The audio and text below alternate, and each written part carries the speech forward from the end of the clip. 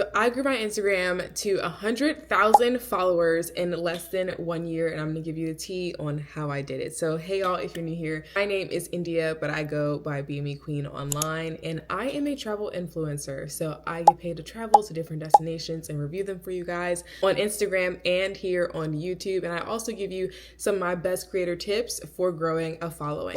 I have been a user on Instagram since I think 2013, but I started my page BME Queen in 2020 when I decided I wanted to post about my life as a creator. So at the time, I was working as a biomedical engineer in graduate school, and I was posting about science. So I started totally from scratch, from 0 followers. And during this time, Instagram did not have Reels.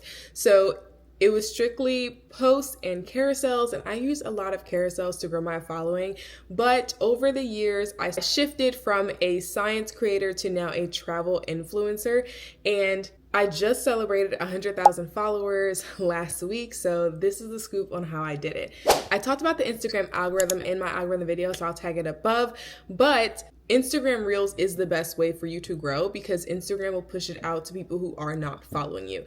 So previously, before Instagram had this feature, you would post to your followers. If it was a really great post, as in if it got a lot of engagement, it would end up on the Explore page. And if you were surfing the Explore page, then you would show up on their feed and they would then follow you. But through Instagram Reels, it actually has allowed smaller creators to grow faster because it pushes your content to people that follow you. And if that content is something that is really good that your followers really like, it will immediately push out to Reels. So it is much faster than carousels. It is much faster than regular posts. It is also much faster than stories. And it is the way that I have been able to grow to 100,000 followers. So October 2023, I had less than 8,000 followers on Instagram. And now, less than a year later, in October of 2024, I have over 100,000 followers. And if you see the number of posts that I have posted almost 300 times within the year. So I was creating Reels almost every single day and posting them on my page.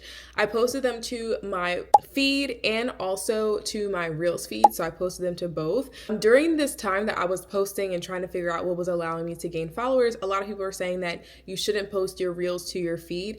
I actually did the total opposite, and I did post my Reels to my feed because it allowed my audience to see it and interact with me on a regular basis.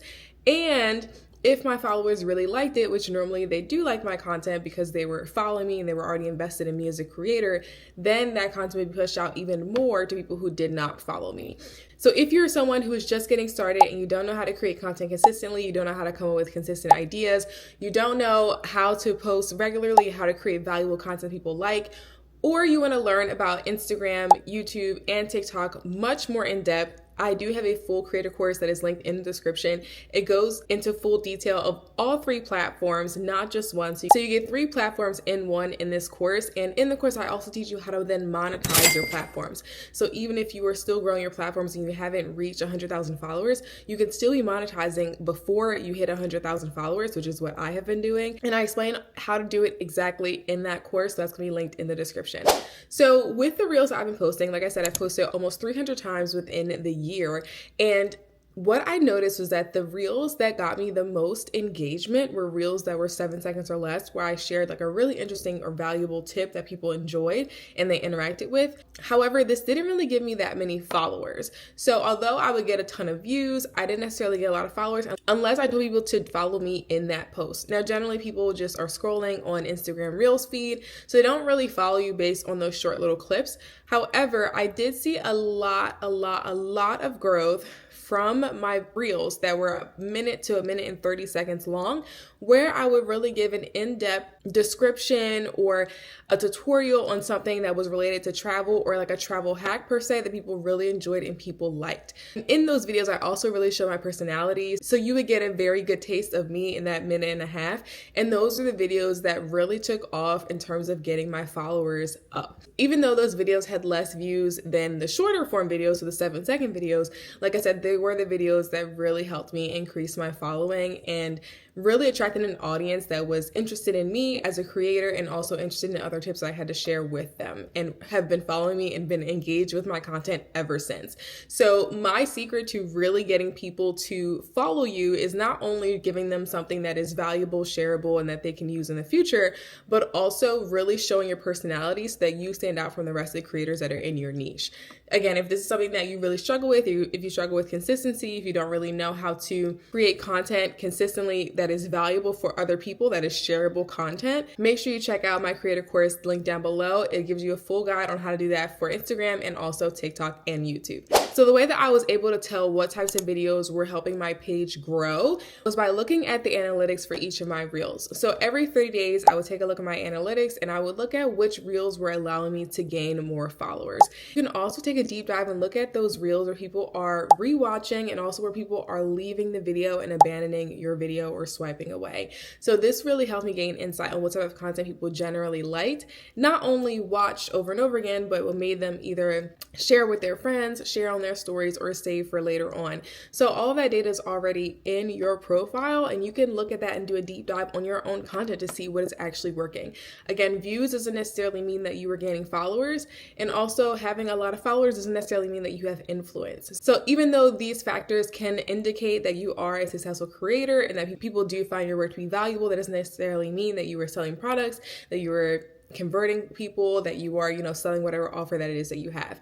So in terms of other types of posts, throughout the year, I would use carousels, and I also would use my stories to really keep my audience and community engaged. Specifically, when I would use carousels, it would be to update my audience on whatever I was doing. So since I'm a travel creator, I tend to go on long trips where I'm going from destination to destination. And anytime I would change the destination, I would post a carousel to let everyone know, like, hey, I'm in this new destination, and now I'm going to be posting about being there. It was a really great indicator to my audience to know that, hey, now my content's kind of changed, or I'm now in a new destination, and you guys can follow along for that. And I think people really liked this. For one, they got to see different pictures, and it kind of brought back the nostalgic era of Instagram. However, any type of post that really brought in a new follower or new audience members would be those reels that I would post when I got in that destination. Another thing that I would do with carousels, I would also make them at least 5 slides long, because Instagram really likes if you can get people to swipe. So if you can get people to swipe all the way through to the end, it is really, really great for the algorithm. And specifically as a viewer, if you don't engage with that carousel the first time around, Instagram will show it to you again, but this time on a different slide to hopefully get you engaged more. So I really liked using carousels, but I would only really use it if I had 5 slides or more, because it was really great for my audience to interact with, unless I was sharing something that was valuable for them that they could use, that was either inspiring or, would help them in the future for like a travel tip or a travel hack of that nature. So if you're going to use a carousel that is less than 5 slides, I would definitely recommend that you use something or put something that is really valuable that people can share or want to save and come back to later on. If not, I would definitely recommend you doing a carousel that is longer than 5 slides and, has really great high quality pictures and photos, because Instagram really, really cares about aesthetics. So you want to have those high quality images that people are going to want to look at and want to swipe through. In terms of stories, this is where I have my core community on Instagram, and these are people that will follow me on multiple platforms, and I absolutely love my stories. It's so close knit and it's such a really great community.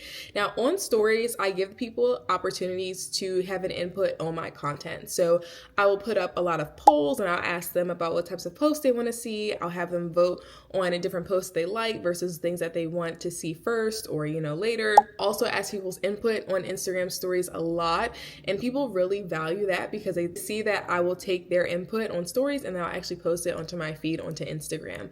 I also have the opportunity to tag different people in different posts on my stories. So if someone commented something on my Instagram reel, I would then tag them on my stories and talk about it and have like a funny little conversation about it. Other thing I would do on my stories is to do kind of like a reference to my post for that day. So let's say I made an Instagram reel about a travel hack, and I wouldn't share the reel onto my stories, but instead I will just talk to camera on my stories and talk about, a funny story, something that's related to the reel that I posted that day. And I would say like, oh, as per my reel today, blah, blah, blah, blah, blah, blah. And I'll just start talking. And people generally would then go to my profile to see whatever reel I most recently posted.